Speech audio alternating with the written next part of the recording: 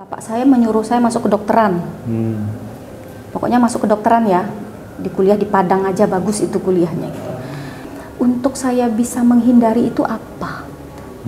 Adalah pendaftaran STPDN itu. Saya daftar tanpa sepengetahuan Bapak. Saya daftar, terus saya coba. Dan saya tidak tahu kalau itu ASN. Jadi lulusan STPDN itu saya nggak tahu kalau itu pegawai negeri. Taunya saya berpakaian seperti ABRI. Dan saya suka.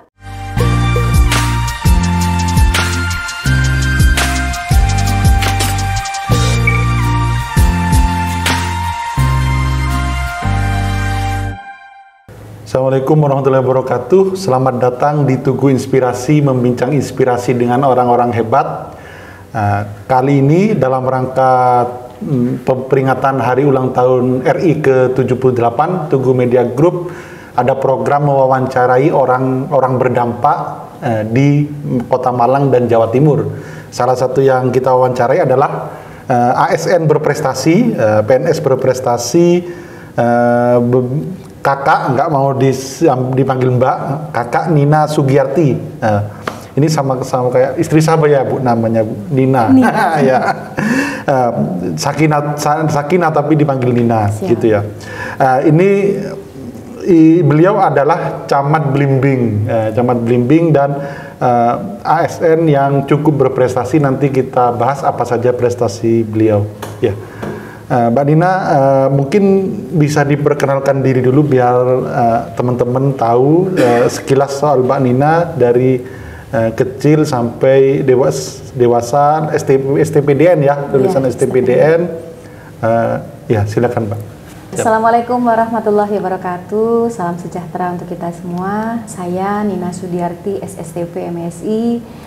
Pada saat ini saya menjabat Camat Blimbing Kota Malang. Dan saya sudah menikah, memiliki suami 1, anak 3. Oke, beliau ini adalah istri dari Kepala Bapenda Malang, Kota Malang, jadi Bapak Dr. Handi Prianto, jadi sesama ASN ya, sesama pejabat. Ya, Mbak, saya mungkin langsung agak ke tengah soal ini, Mbak, cerita kakak ketika menjadi lurah, itu dan awalnya mau mundur jadi lurah, itu bisa diceritakan. Jadi di tahun 2016 saya dari bagian umum dilantik, di kala pelantikan itu saya nggak tahu saya kemana, ya kan.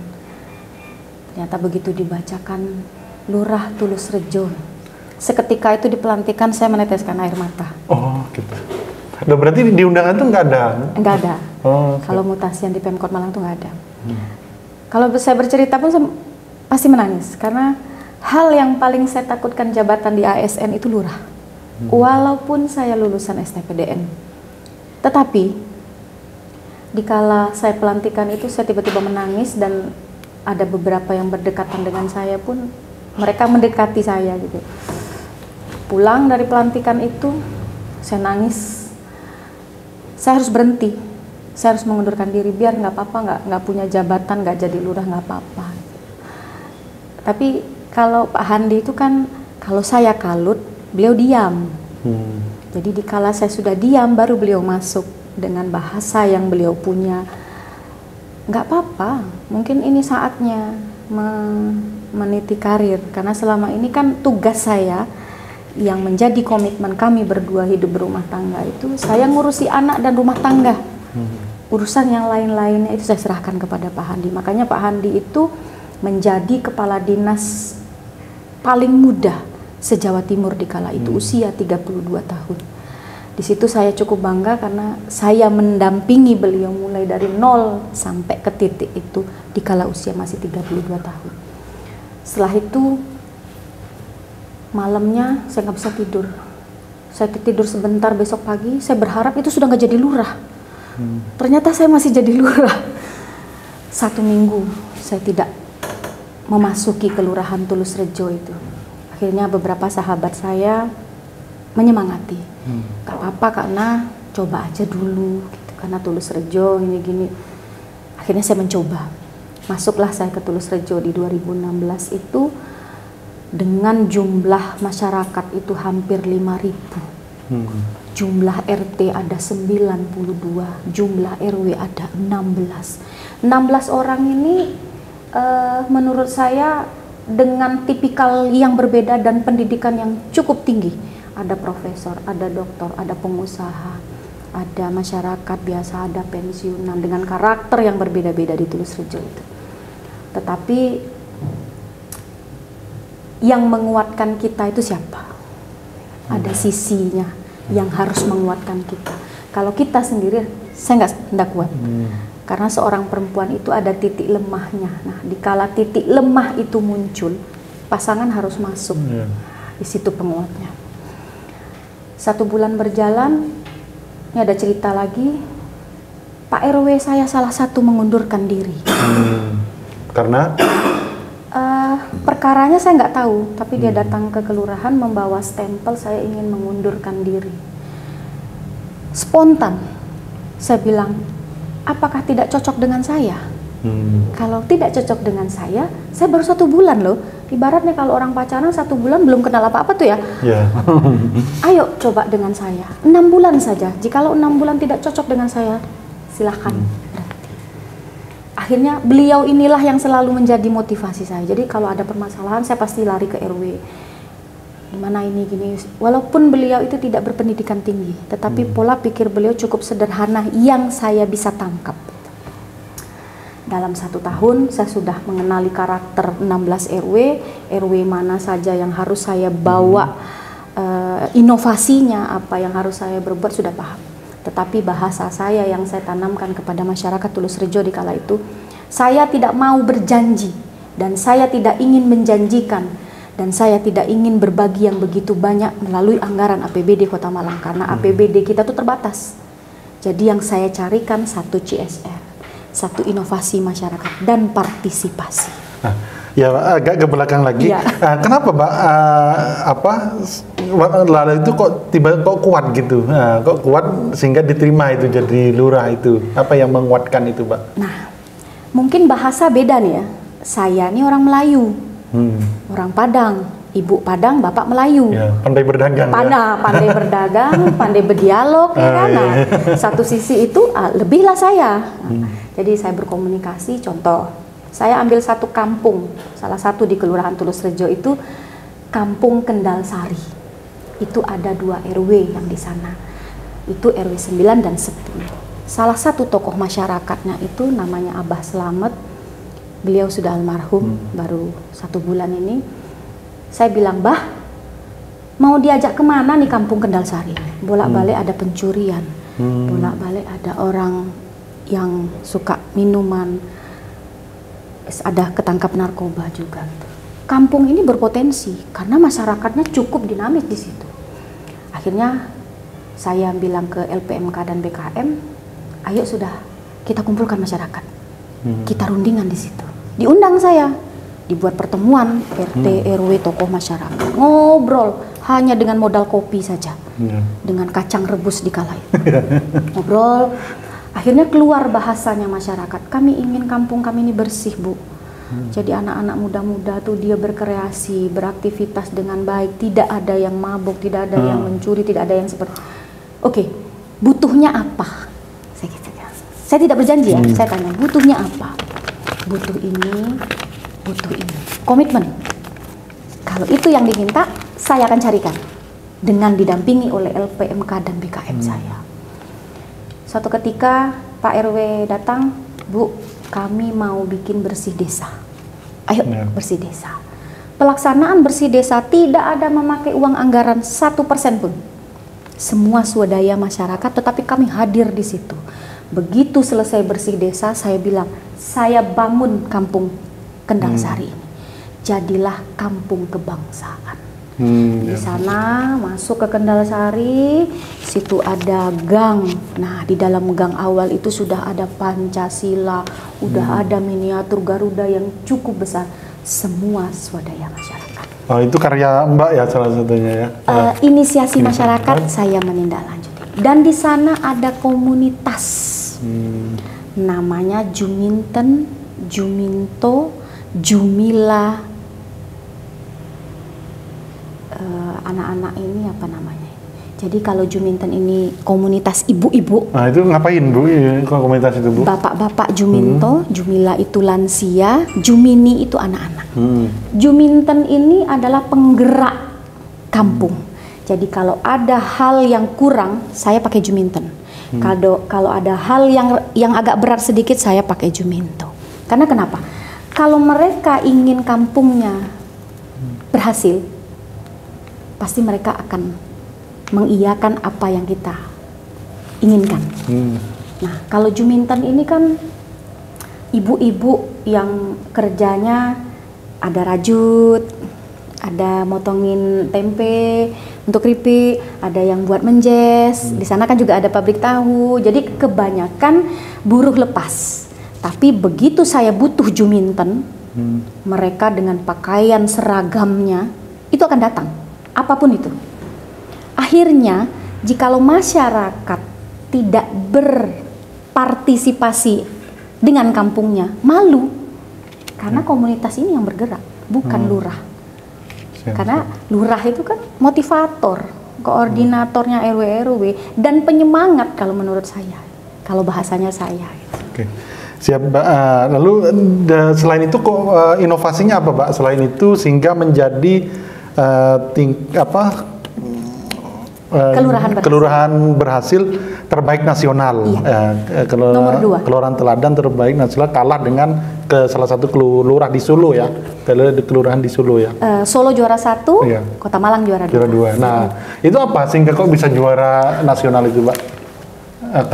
Unggulnya saya tadi di Kampung Kebangsaan. Yang kedua, saya selalu bekerja sama dengan Persada Hospital, dengan hotel, pondok pesantren, universitas yang ada di wilayah Tulus Rejo itu. Saya ingin masyarakat saya, Bu Ketua Tim Penggerak PKK Kota Malang menginginkan urban farming. Dan semeriahnya urban farming di wilayah-wilayah kami, kemana harus disalurkan? Kan nggak mungkin kan, kalau kita panen, kita makan sendiri nggak cukup, berlebihan malahan. Nah, justru kalau panen kemana? Akhirnya saya menghubungi pondok pesantren yang ada martnya. Nah, itu adalah pondok pesantren yang cukup banyak membantu masyarakat. Al-Hikam itu. Itu ya. Jadi mereka punya martnya itu Semesko. Saya minta tolong bisa nggak dimasukkan di sana? Bisa. Kebetulan almarhum memberikan kesempatan itu. Terus yang kedua, kami meminta bantuan kepada hotel. Di kami ini kan ada kelilingan hotel tuh, Atria, Ibis, apa gitu. Nah itu kerjasama, saya ikat dengan MOU. Dan untuk membantu memasukkan UMKM yang ada di wilayah saya. Dan di saya itu kan ada Menjes, jadi pabriknya Menjes. Itu ada di kami, di Kendal Sari di kala itu. Jadi Menjes itu kan kalau besok atau lusa kan sudah tidak enak dia. Terus dijadikan apa? Jadikan keripik. Nah, di kala itu saya mengirimkan beliau ini untuk ikut salah satu programnya di Sperindak waktu itu. Diolah menjadi keripik. Awalnya saya dikasih tester kurang enak, ini kok kurang ini ya, kurang ini. Akhirnya kita belajar lagi pakai apa. Akhirnya sudah bisa dikirim salah satunya ke Cina. Nah, di situ kelebihannya. Packingnya saya yang meminta packing begini supaya nilai jualnya lebih tinggi. Siap.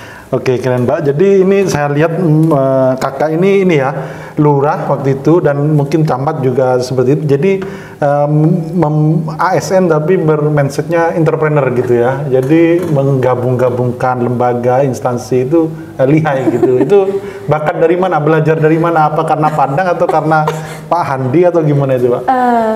Kalau Pak Handi ini mentor ya, mentor. Kalau bakat mungkin diasah sedikit keluar ya. Nah, kalau orang Padang tuh kan lihai dia berdagang lah ya. Nah, kalau orang Melayu tuh pinter dia berbahasa. Jadi modal saya mungkin itu. Tapi terlepas dari itu semua, masyarakatlah yang mau kita arahkan. Kalau lurah mau, masyarakat tidak mau, ndak jadi dia. Kalau masyarakat mau, lurah ndak mau, ndak selesai dia. Siap. Ah, terus kalau mentor Pak Handi itu apa peran beliau? Gimana itu? Walaupun saya seorang camat, dulu saya seorang lurah, tapi peran saya untuk mengisi anak dan keluarga itu saya ambil alih semua. Karena Pak Handi tidak ada waktunya untuk itu. Jadi peran Bapak Ibu saya ambil. Tapi begitu saya jadi lurah itu akhirnya terbagi. Semua peran. Kalau dulu Pak Handi nggak pernah ganti galon loh ya. Boleh ditanyakan. Seumur perkawinan nggak pernah ganti galon. Ganti LPG bisa nggak? Nggak bisa. Nggak bisa. Sulit. Begitu saya jadi lurah baru semua bisa.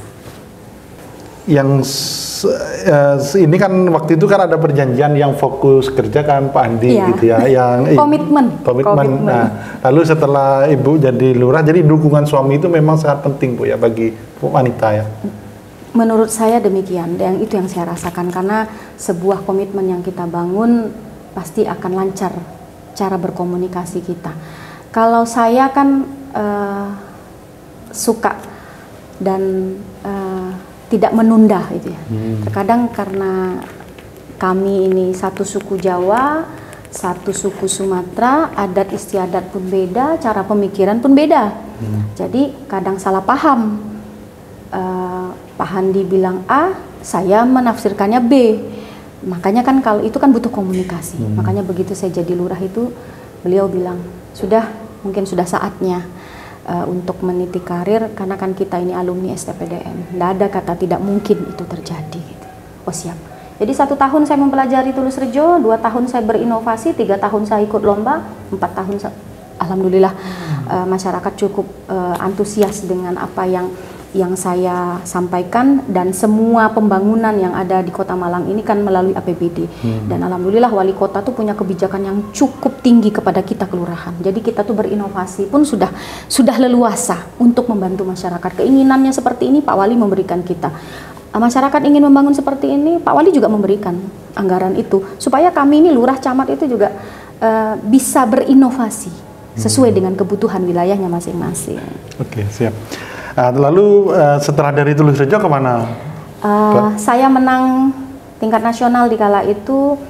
Pulang saya dari Istana Negara, tahun depan saya diberikan reward jadi kepala bidang Rendalef di Bapeda Kota Malang.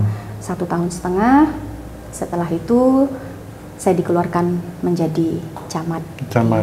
Itu juga bersejarah ya, karena baru 12 tahun baru ada camat lagi perempuan di Kota Malang. Apa di Blimbing atau di Kota Malang gitu? Di Blimbing dan Klojen. Siap. Karena dulu itu pernah ada 2 camat yang di Kota Malang, setelah itu lama tidak diisi. Terus Pak Wali juga mengharapkan ada yang perempuan, akhirnya saya yang diberi kepercayaan oleh beliau untuk memegang Kecamatan Blimbing. Itu udah setahun ini ya? 1 tahun 2 bulan. Ya. Itu apa terobosan-terobosan apa yang di Blimbing yang dilakukan Bu Camat ini? Kalau di Blimbing itu sudah berkembang Mas, dan beliau di Kecamatan Blimbing itu salah satu kecamatan terbaik se-Jawa Timur.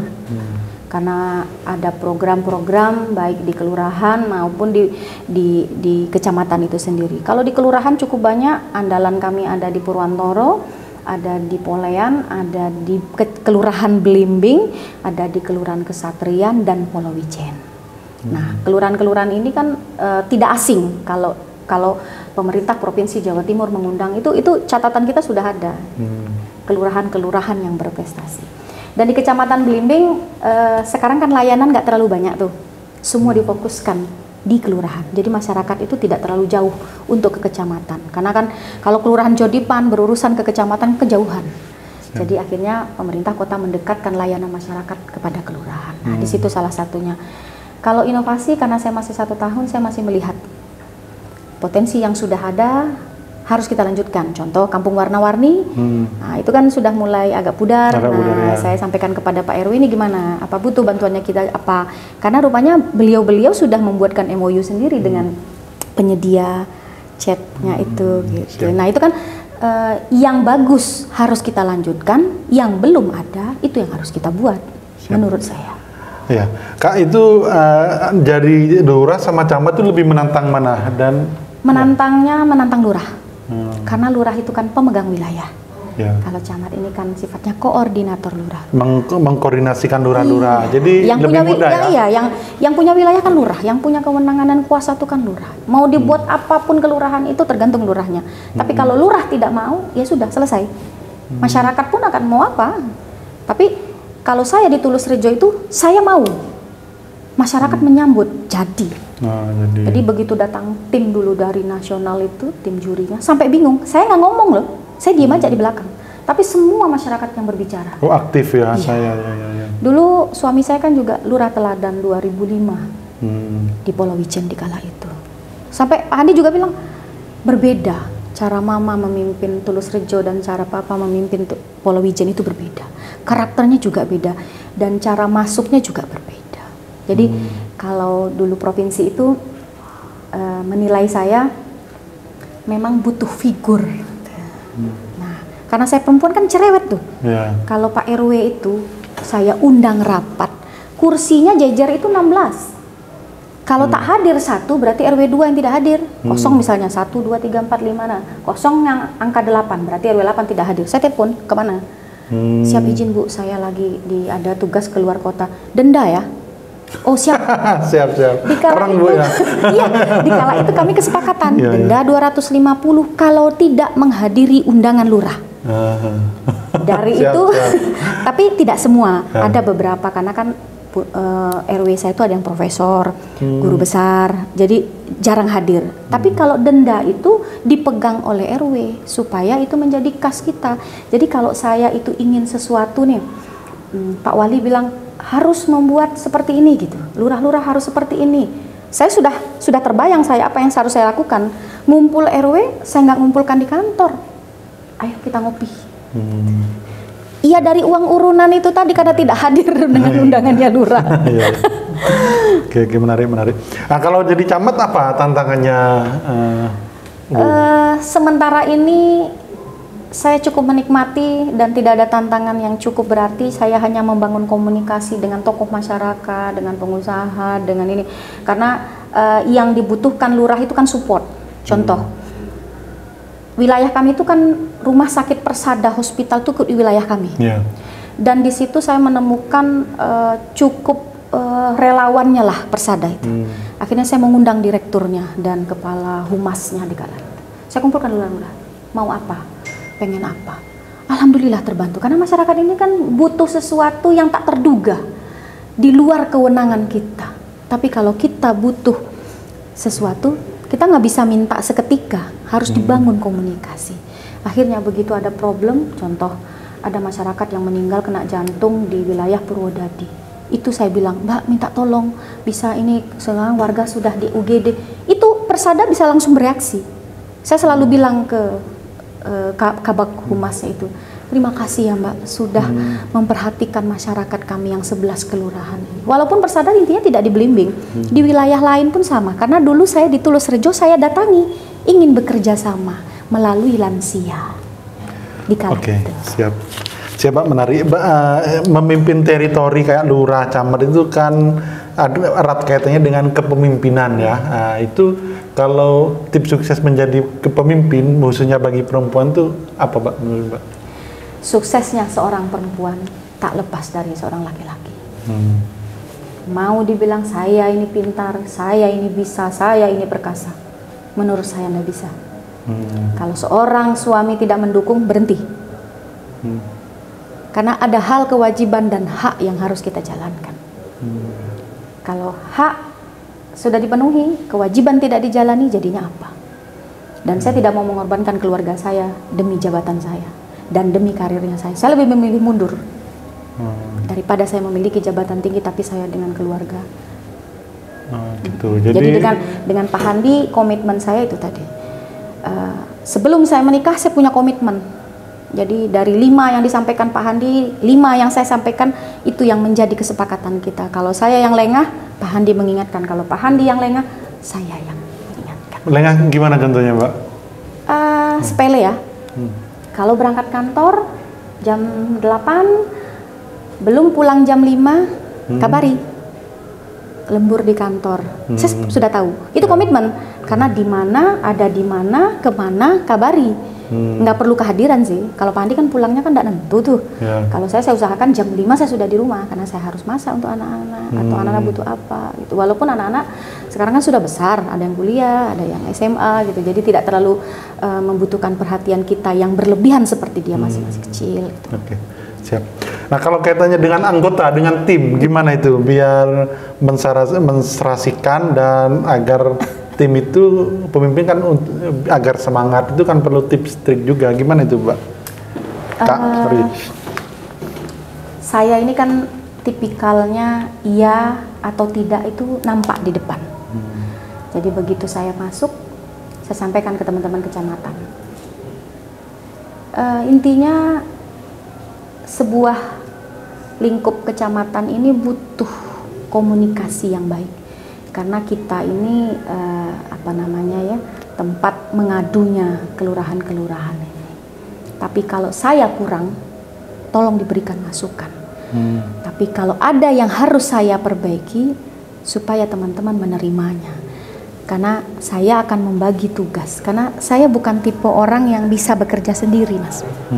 Saya tipe orang yang suka bekerja dengan tim. Jadi kalau lembaga itu dipimpin, kalau dia menurut saya otoriter gitu ya, itu berjalannya akan sulit. Kalau saya mulai dari kelurahan dulu itu tidak ada lurah, itu sudah jalan semua. Jadi jangan menjadi pemimpin otoriter, agar semuanya bergerak ya gitu ya. Dan saya itu punya mungkin kelebihan katanya orang ya, tapi saya rasa juga sama. Saya begitu bertatap muka, 10 menit saya sudah paham tipikalnya. Cara masuknya sudah paham. Gitu. Kalau Pak Handi sulit. Makanya Allah itu menciptakan manusia dan hidup berpasang-pasangan itu sudah pas. Itu melengkapi. Ya. Saya membaca orang itu cukup 10 menit saya bisa.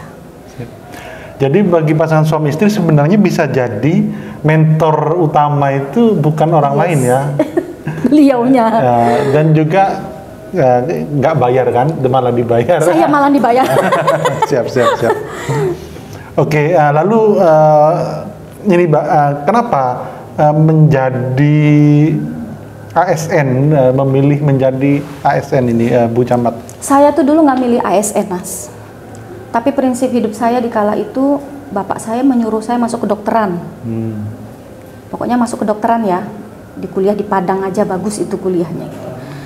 Saya mengukur kemampuan saya, nggak mungkin mampu saya jadi dokter itu. Karena saya lihat tante saya kan dokter tuh. Ponakan saya juga dokter, tinggi-tinggi bukunya yang harus dihafal. Akhirnya saya punya pemikiran, untuk saya bisa menghindari itu apa? Adalah pendaftaran STPDN itu. Saya daftar tanpa sepengetahuan bapak. Saya daftar, terus saya coba, dan saya tidak tahu kalau itu ASN. Jadi lulusan STPDN itu saya nggak tahu kalau itu pegawai negeri.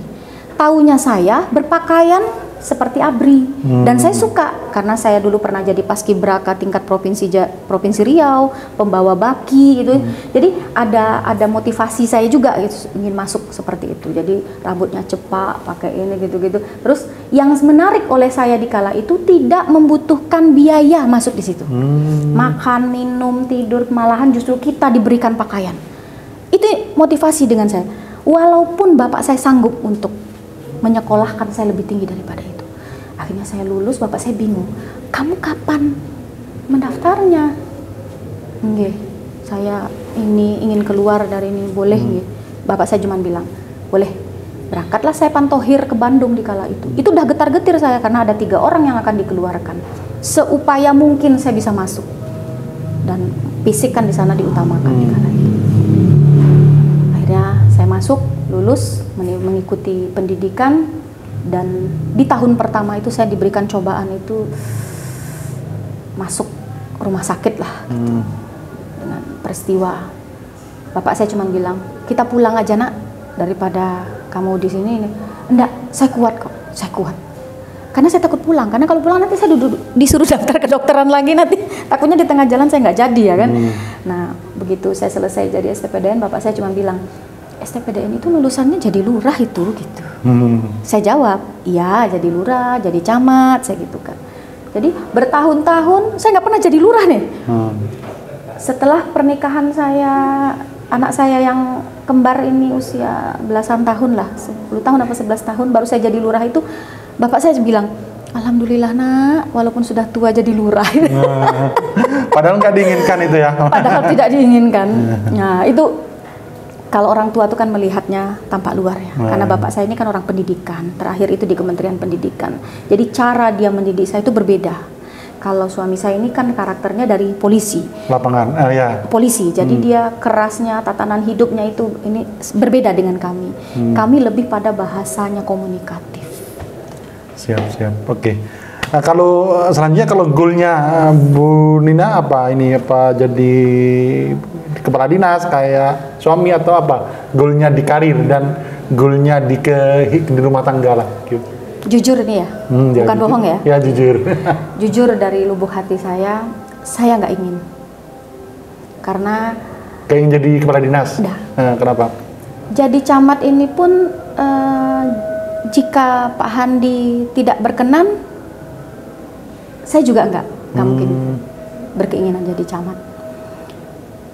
Ada hal yang tidak bisa saya jalankan, peran. Saya Pak Handi walaupun sudah kepala dinas, tapi saya tidak bisa melepaskan. Karena ada hal masukan, cara beliau butuh teman, butuh sahabat, butuh ini ya, itu nggak bisa saya abaikan. Jadi kalau ada hal yang muncul di luar itu saya melihatnya itu dari kacamata orang biasa, saya sampaikan nggak bisa begitu. Itu bukan pimpinan namanya. Kalau pimpinan tuh begini, ini kacamata orang biasa, bukan kacamata istri ya. Kalau kacamata istri pasti akan mendukung walaupun itu salah. Saya nggak bisa. Jadi kalau saya juga menjadi seorang pimpinan seperti eselon 2, jadi kepala dinas apa, buyar dia. Karena konsentrasi saya akan pada situ gitu. Karena contoh saya jadi camat, saya nggak bisa setengah-setengah, ya harus all out. Apa yang harus saya ini kan, petunjuknya Pak Wali harus begini, kita harus melaksanakan. Tapi kalau kita nggak all out, setengah hati, ya buat apa? Dan saya tidak punya cita-cita untuk jadi kepala dinas. Jadi camat pun saya sudah bersyukur. Dan kadang saya lupa kalau saya jadi camat. Kenapa kok bisa lupa gimana? Ya, karena saya nganggap diri saya biasa aja gitu. Gitu ya. Jadi yang saya inginkan tuh saya ingin hidup bahagia ya. Bahagia itu kan kompleks ya. Iya, general. Iya, apa? Mungkin kalau orang bilang bahagia itu gampang mah diomongin, tapi sulit untuk dilakukan. Enggak juga, tergantung kita. Kalau di kecamatan Belimbing, saya menikmati setiap tahapannya. Karena cara kami berkomunikasi, cara Pak Wali menyampaikan petunjuk itu kan berbeda dengan dinas. Kalau dinasnya kan OPD besar tuh, kayak Pak Handi di Bapenda itu kan cukup banyak pekerjaan yang harus beliau kerjakan. Kalau kami kan hanya wilayah aman, masyarakat tidak ada yang komplain, dan ada kebijakannya wali kota yang harus segera kita laksanakan, itu saya nggak bisa menunggu. Karena kalau lurah dan camat intinya itu harus segera. Kalau di dinas dulu saya di Bapeda kan itu harus menunggu petunjuk. Aturan terbaru muncul, menunggu petunjuk pimpinan. Kalau di kecamatan dan kelurahan nggak bisa. Begitu pimpinan memberikan perintah begini, langsung eksekusi. Sehari 2 hari harus sudah selesai. Dan alhamdulillahnya lurah-lurah saya yang 11 itu 11 lurah laki-laki semua, mungkin memahami karakter perempuan itu kan ceriwis ya. Jadi lebih cepat melaksanakan, karena kan kalau daripada diomelin mungkin ya mungkin. Siap. Oke, ini mungkin permasalahan bukan permasalahan apa, itu tantangan bagi semua perempuan bagaimana mengatur antara keluarga, karir, sama anak-anak, itu gimana ngatur ritmenya, Bu Nina? Pertanyaan yang sulit itu, pertanyaan yang sulit. Yang jelas, kewajibanmu sebagai seorang istri, sebagai seorang ibu, laksanakan saja. Di luar hal itu, ada pembicaraan. Kalau saya sederhana, tapi pola pikir saya juga tidak sampai merumitkan gitu. Ya itu saya bilang tadi, pertanyaan yang sulit untuk dibagi, dan seorang wanita sukses pun ya, dengan karir yang mungkin lebih tinggi daripada camat akan sulit dia membagi, dan memang harus ada yang dikorbankan. Jadi tidak bisa berjalan kalau tidak ada komunikasi. Kalau saya seperti itu. Oke, siap. Terakhir mungkin ini bagi orang teman-teman muda dan perempuan yang ingin sukses, apa yang harus dilakukan khususnya bagi perempuan? Apa tips suksesnya dari Bu Nina apa? Untuk perempuan Indonesia, terkhusus Kota Malang yang kita cintai ini, apapun yang kita hasilkan, apapun yang kita buat, pakailah niat. Karena tidak semua apa yang kita maksud baik diterima baik oleh orang. Berbuat baik sajalah dulu, terlepas orang itu tidak baik dengan kita ya. Yang penting kita berbuat baik aja dulu. Dan seorang wanita itu kan tulang punggungnya keluarga. Salah ya? Tulang punggung laki-laki ya? Iya. Tapi kalau tidak ada tulang punggungnya perempuan, apalah katanya taman, tidak ada bunga. Bunga ya. Siap. Pelengkap. Pelengkap. Siap, Tapi pelengkap itu memperindah. Dan wanita ya memang harus sadar akan kodratnya. Karena seorang pria tuh punya egois yang cukup tinggi. Jikalau kita beriringan jalan, tidak bisa. Harus ada mundur sedikit. Disitulah kehormatan laki-laki akan terjaga. Kalau kita bergandengan seperti ini, iya. Kalau bahasanya yang lain, iya. Kalau saya tidak, saya di belakangnya. Karena saya ini sebagai penopang. Kalau maju kita sambil berjalan, egoisnya muncul. Karena perempuan itu egois paling tinggi itu adalah perempuan. Dan terkadang perempuan lupa akan kodrat itu. Oke, siap, keren. Jadi menarik ya. Jadi perempuan bagaimanapun harus taat pada suami dan harus menjadikan suami raja. Kira-kira gitu ya, namanya agak di atas. Kira-kira gitu ya, kalau dari kesimpulan tadi.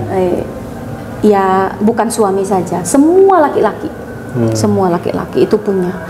Jadi kalau ada rasa persaingan antara laki dan perempuan, terus tiba-tiba perempuan bersamaan, itu muncul seketika harga dirinya laki-laki itu. Jadi harga diri itu yang tidak boleh muncul di dalam keluarga kan, karena kita ini kan membesarkan keluarga, membesarkan anak, itu apa sih intinya itu kan, saling pengertian. Oke, siap. Terima kasih Bu Camat, Bu Nina. Kita doakan sukses baik di karir dan keluarga. Saya terus terang banyak belajar sore ini dari Bu Nina. ASN berprestasi dari Kota Malang.